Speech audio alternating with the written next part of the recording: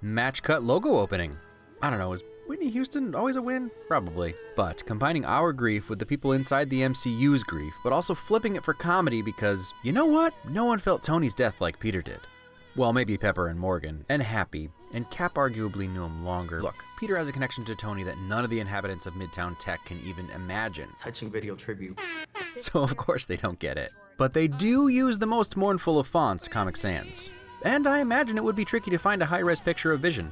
Not to mention the shoestring budget. They aren't paying for stock footage or keeping boom mics out of the shot. The Avengers even like a thing anymore? Still, my favorite thing from Homecoming brought over to Far From Home is the connection made between kids in-universe and us. Together, we're all outsiders looking in on the MCU, even if we have more information. Does anyone even have a plan? I have a plan.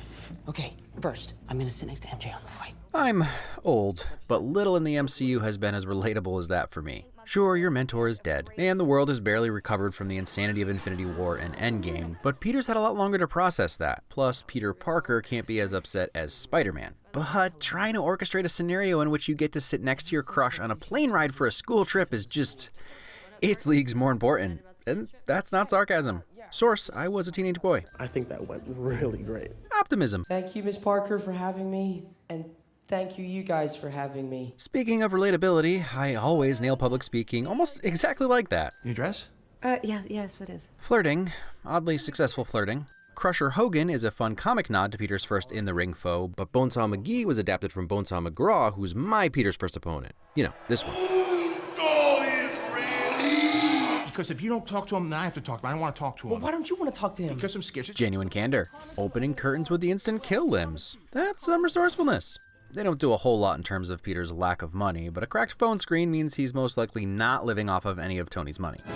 Hungry? So definitely not an Avengers level threat, meaning maybe it's just not important enough for the Peter tingle, but really it's the beginning of Peter's arc in this movie and the constant struggle, true of all Spider-Men, of what's most important to them. He's toiling over the decision when the banana hits him. More in the conclusion. Please do not start calling it my Peter tingle. I guess everyone was right. He does not have Spidey sense.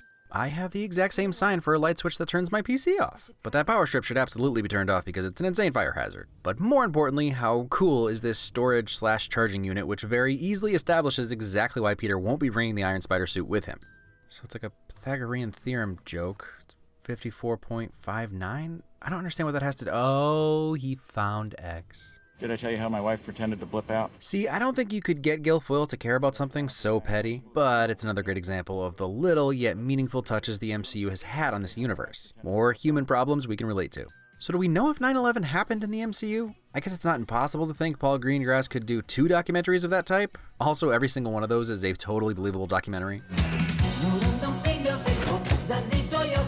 Keeping up with the last movie's picks of Spoon, The Ramones, A Flock of Seagulls, this time using Umberto Tozzi, an Italian songwriter, fits in well when they're going to Venice, and follows through on the tone set in Homecoming. Let's just take a moment to appreciate Tom Holland's more subtle humorous touches. These glances. What just happened? Please, no. If Spider-Verse taught us anything, it's that anyone can be Spider-Man, so she probably sees a Spidey suit with every other passenger.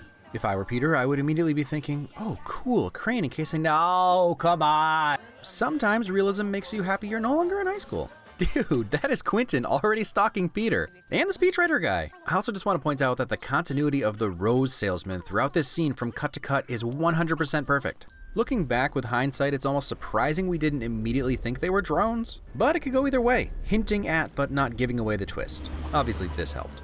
Ha, webs go through water, but webs also go through holographic projections. Yeah, he did it on wires, but let's just remind ourselves that Tom Holland is the most real-life version of Spidey we've ever gotten and does so many of his own stunts, even this one. You know you're doing something right if action scenes without Spidey are still super thrilling. I'm really strong and I'm sticky!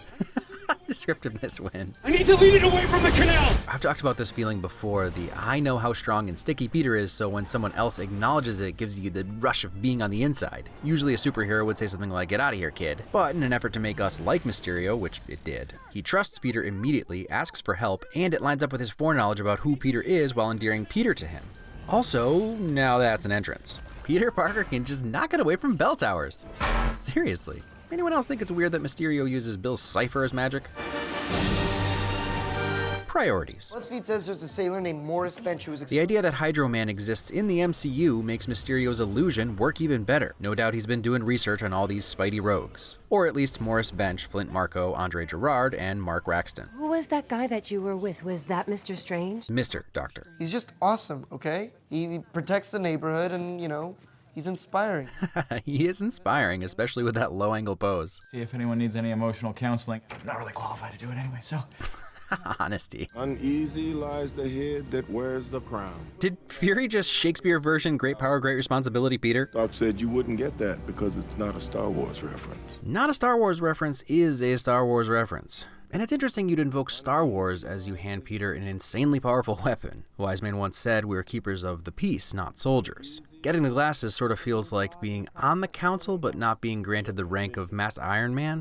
Everything about Beck and Jake makes you want to love him. Look at his suit and that cape. Mr. Beck is from Earth, just not yours. Ha, yours because Earth isn't Talos's. Well played. This is Earth, Dimension 616. I'm from Earth 833. Ah, I see Beck is a comic fan. He's lucky Peter isn't. Don't ever apologize for being the smartest one in the room. That's like a calling card of a Tony Stark-inspired villain. Thor was a myth, and now I study him in my physics class. Which is a perfect setup for this premise. Playing off the ridiculousness of the MCU and its varying characters, neither we nor people living in the universe would ever question it for a second. I mean, I'm just a friendly neighborhood Spider-Man, sir. Bitch, please, you've been to space. He has a point. Captain Marvel. Don't invoke her name. Always new and inventive ways to say Sony doesn't own and can't afford those characters. Edith stands for Even Dead, I'm the Hero. I think a better name for Edith would have been Edims, as in Even Dead, I Motivate Supervillains. Checks out. Yep, also practical. I know you think none of us have noticed, Peter, but your new look, I love it. Compliments. The school is the Tigers, but I'm gonna say this is more for go get 'em, Tiger. Yes, ma'am. Yeah. That's the second yeah from Hill after Peter mammed her. Hi, ma'am. Yeah. Don't you know any better, Peter? In America, you don't mam women who look under 105 years old. And Kobe Smulders doesn't look a day over 23. Parker. Another match cut. It's not the most complicated cut in the history of filmmaking, but seeing John Watts evolve his craft like this is really fun. He's not bored. He's just thinking about how you kidnapped him. Am I the only one that's sad he doesn't just join the Avengers instead? Defending Peter, joking around? Am I the only one? And then that Mr. Beck and I will... My name is Mysterio. Peter, listen to me. The best hope you have? Love how Mysterio puts it back on Peter. The best hope you have, because he's again endearing us to him as well as Peter, even if he seems to be putting Fury and Hill on edge. Which is probably why Fury Los lays into Peter. Seriously, Fury's a tough guy, but Talos? He felt bad about snapping at you. Really? You guys do have sarcasm on this earth, right? You're not a jerk for wanting a normal life, kid. Jake, man. How do you nail discontented hero who failed but has fight left in him, letting his softer side out since he can relate to another hero? You look really pretty. Therefore, I have values. I'm messing with you. Thank you. You're welcome. You look pretty too. Thank you. Chemistry. How have I never used chemistry as a win before? This is chemistry. Peter doesn't even skip a beat. How's the suit? The suit's great. It's a little tight around the old web shooter. Tight wrist cuffs can be a problem, especially with a bulky mechanical web shooter. Toby Parker has the edge there. Teamwork. Yeah, that makes sense. The burning of the webs could even be an illusion, but I have to assume there's some actual fire happening here.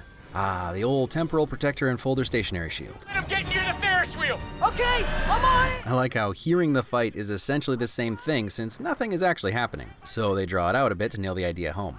Rocks, bullet holes, who could tell the difference? Whatever happens, I'm glad we met. Seeing Beck's face makes this moment feel completely genuine. Beck, what are you doing? What I should have done last time. But only hearing his voice lends a little bit of scenery chewing. You can almost picture him in his mocap suit hiding in the background, hamming it up.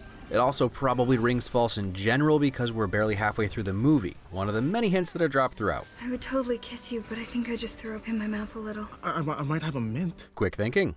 Man, I watched this scene like 35 times looking for a hint of Will, not realizing that all three of them are in the establishing shot of the bar. Oh my god, thank you so much. Even the glasses being on the ground had to be part of Beck's plan. It's not like a pickpocket would be hard to come by. I actually really like him. Can I be completely honest with you? They look really stupid, but maybe they have a contact lens version of them. Compliments, couldn't agree more. This entire scene is like a masterclass of manipulation, so don't learn anything from it. But Beck scolds Peter for the glasses irresponsibly being on the ground, negs him about how they look, calls him kid while looking as sexy as Tony ever did in them, and then uses basic reverse psychology to convince Peter to hand them over. And actually, in hindsight, how many times was Talnick actually coming down hard on Peter? Mr. Stark would have really liked you.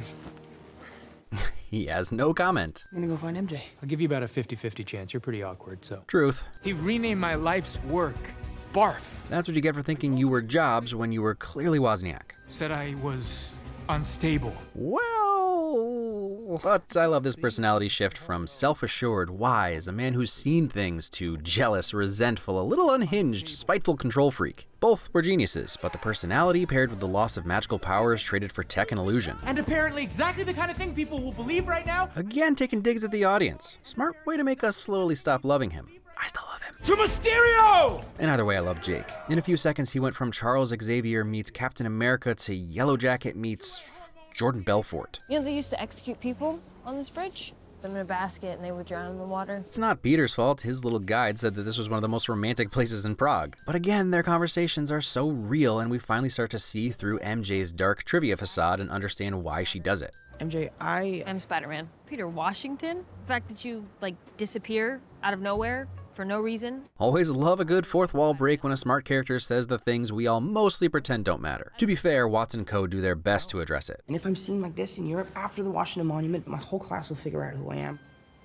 I am Spider-Man. Honesty. Okay, so Beck is not only the director, he's also the lead talent in a mocap suit, and he wrote the first screenplay while Guterman punched it up and finalized the script. Ralphie and Victoria work on visual effects and CGI, Janice is like the casting director / costume designer by the end. It's an indie film, no doubt. Everyone wears multiple hats. This is gonna cause a lot of casualties. Oh yeah, more casualties, more coverage. Okie dokie, you win. He's a bad guy. Tom Holland's workout routine. Ha! Monkey is a proper name in this context, but Knight isn't? Is Spider-Man Spinna Man in German? That sounds pretty much the same.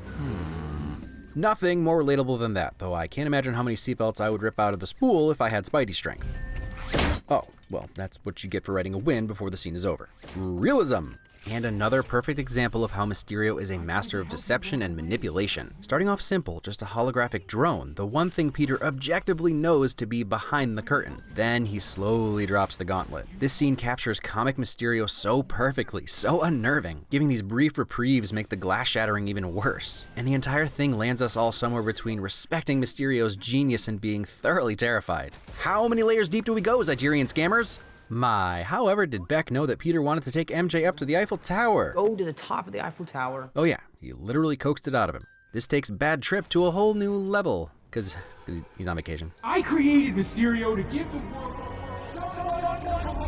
He says while putting Peter on top of Cap's shield design, another man Peter definitely doesn't think he lives up to. Iron Zombie? Also, those are Black Widow spiders. Seriously, this is insane and ripped from the comics in the best way possible. Apparently Will is slacking right now because these agents are barely moving at all. It's easy to fool people when they're already fooling themselves. Smart play to show everything around Fury disappearing to use his image as the final trick. Even funnier when you realize Sam Jackson is playing Beck, pretending to be Talos, pretending to be Fury.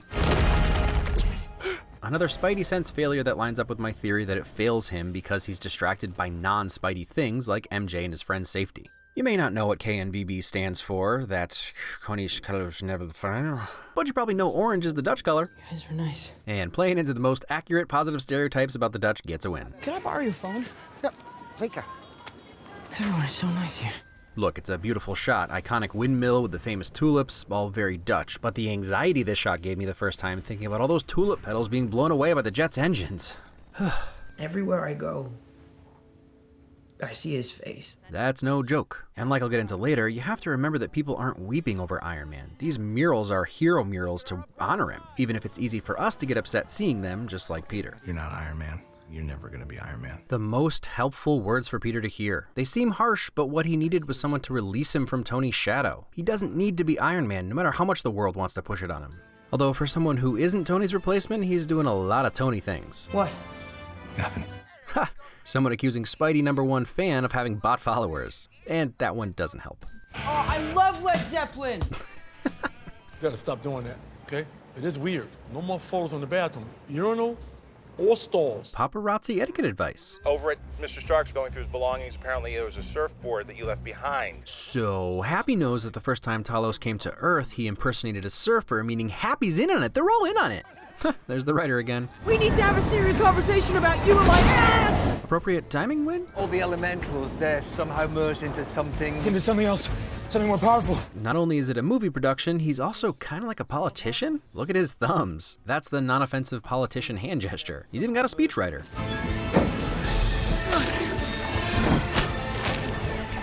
Being sticky. Stay sticky. I gotcha. Saving your boss/husband. Something about seeing the unshakable Queensguard firing automatic rifles at evil drones puts a smile on my face. How does Cat do that? Vibranium makes great frisbees, just ask Ultron. Yep, using a car as protection as he pulls himself up into the air. Hot dang, this is some fun camera work. This is why Peter is special. Sure, he's got powers, but he uses his brain so much in this fight, he doesn't need other people's tech. That's still brutal. I saved us, guys! If you saved us, then why are we about to die? MJ, always the realist. I guess he had some cap in him after all. And again, ingenuity over relying on a suit. Come on, Peter Tingle. Yes, this is so satisfying. The silence only breaking when Peter disables a drone. This is an epic finale that's still so intimate and personal. Also, since they talked about it already, we're not gonna ignore this, right? Use the Force, Luke. Why aren't these drones firing? You're in the strike zone. No, fire all the drones now! Easy, Nero. Yes, sir. Next level Peter Tingle. Give me the spear. That's a helper. That's how we knew. I don't care if you bring him back because I still love him, but there is a bit of stinging irony that Mysterio's dying words could be interpreted by Peter as essentially, and nowadays, they'll believe anything. Even that I'm dead, when they're most likely just a reference to his little contingency exposed Peter plan. Only a handful of people knew Mysterio's true identity. Hugging. Love. I wasn't just watching you because I thought you were Spider-Man. The difference between MJ and Rue. Zendaya is a freaking star. Sorry, it's broken. I actually like it better broken. I really like you. Oh man, that makes seeing really difficult. Chemistry. He clearly likes her either way, but something about a statement like that, usually the type of quirky, oh, I'll put up with the weirdness because I like everything else. No, he likes her because of statements like that. Captures the idea of real love better than lots of other stories. I should probably get back to the class. I'll go and, I don't know. And thank you for keeping it awkward. Could Mother not make it? I'm really starting to see an Agent Venom future here. A little PS4 nod. A little yup. And some more yup. Love a long take that draws some parallels to how Marvel is so excited to show you what comes next in Phase 4 since this marks the end of Phase 3. You're gonna love this. Snorty cam of terror and also appropriate reaction. She's fine. Hashtag no filter, hashtag not chopped. So that confirms it. It's not black. It's just very, very, very dark blue. Nah, it's black.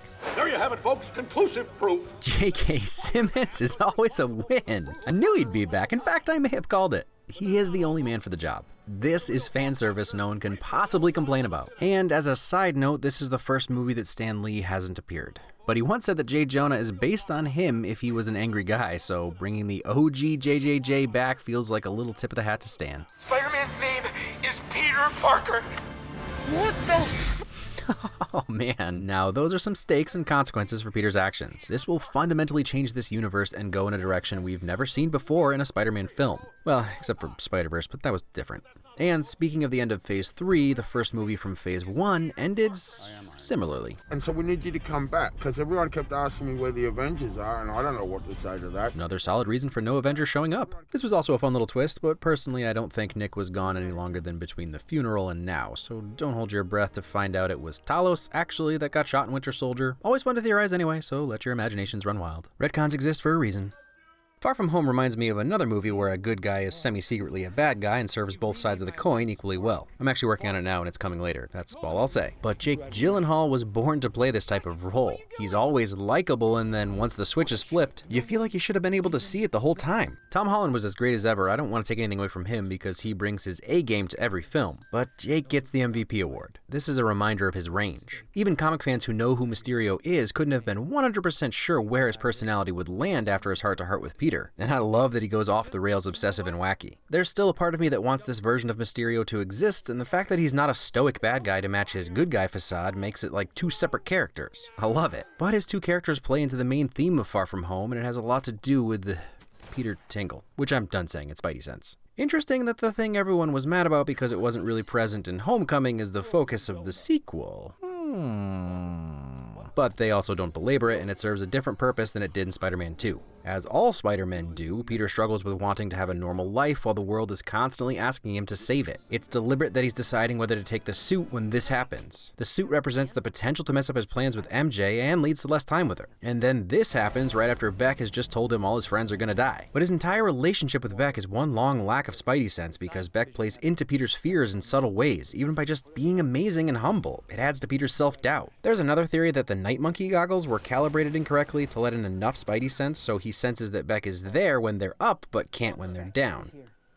The other theory I think at least plays a part is that the last time we see Peter use it, it landed him in space and then he suffered through his dusting. So the PTSD would be real and he might be a little hesitant to embrace it again fully. Regardless of why it's not working, part of his arc for this movie is realizing he needs to rely on it. In a more relatable sense, he needs to rely on his instincts and stop second guessing everything. He's so torn between being a normal kid and being Spider-Man he never fully gave into it. But it was the only way to beat Mysterio. There's an allegory in here for our cultural climate about misinformation and political bubbles and deception. I can't say close your eyes and feel it out is the best solution, but if you want to say that Peter's self-doubt led to him making some wrong turns and he needed to trust his gut / do his own research and draw his own conclusions while not getting pulled away by the lies surrounding him, then yeah, sure. But for Peter, the lesson is actually, you don't have to be perfect. We forget that as well as Peter knew Tony, he didn't know Tony like we knew Tony. He probably didn't know about Tony's PTSD, his accidental villain creation, his other accidental villain creation, actually these other villain creations too, or that he once tried to murder his buddy's BFF because he found out that BFF killed his parents. Tony is the father figure that probably rightfully even maybe hid all that stuff from Peter and asked him to be better. So hearing from Happy that Tony had his own self-doubt and wasn't the epitome of heroism was his first step in realizing he needed to be Spider-Man, not Iron Man 2.0. Speaking of a huge part of this movie that attempts to address fan complaints, they really lean into the Iron Man 2.0 angle that lots of people have disliked from day one. But this story does a lot to allow Peter to be his own type of hero. Honestly, coming into Far From Home, it was a concern that they'd really struggle to come up with a plausible reason for Peter to drop the Stark tech, and he does keep some of it, but Peter builds his suit when the Iron Spider is right there as an option. The threat didn't call for it, and mobility, stealth, and speed was going to be much more important. But that's only surface level. The entire movie is about whether he can or even wants to live up to Tony. He builds a much more Peter Spider-Man suit as acceptance that he doesn't have to be Tony, that it's okay for him to not be Iron Man. It's a spin on the Uncle Ben story that I would like simply because it's different enough from the other versions, but it also comes down to the same message. Heavy is the head that wears the crown. And don't be mistaken, Peter saves the world, but he does it in his own way. They manage to honor Peter's roots and Tony's impact on his life while allowing Peter to move forward in his own way.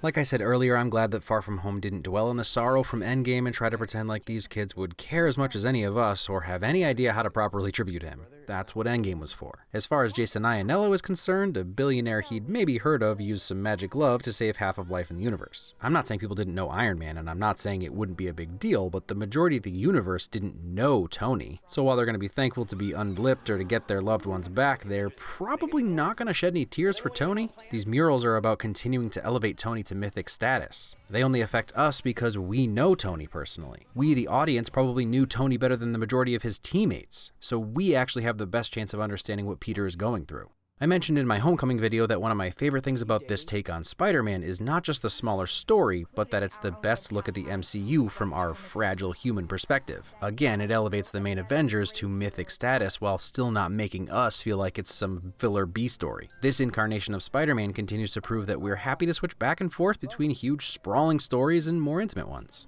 And as usual, the movie is packed with fun details, like pizza time. The scene where Peter is on top of Cap's shield, fallen statues of Cap and Iron Man can be seen off to the side. Do you think the Tahiti reference was just for fun? I don't know. Peter uses a VPN just like MJ told him to. Betty wants to move on to a new phase. All these Italian names on the side of the building are references to Spider-Man writers. Every piece of art in the classroom ties into the movie. The false mirror has been interpreted as denying human existence, like a hologram. Georgia O'Keeffe's Jimson weed is a plant that has been used as a hallucinogen. And Tennyson's version of The Lady of Shalott is about a lady who can't see the outside world and had to view it through a mirror. Almost every license plate in this movie is a reference to a comic number and year that's either a nod to things like Nick Fury / Spider-Man Team Up from 1979, or misdirection like comics where Sandman, Hydro Man, Cyclone, or Molten Man appeared, all playing into Mysterio's misdirection. And I'm sure there's more you'll find watching it again.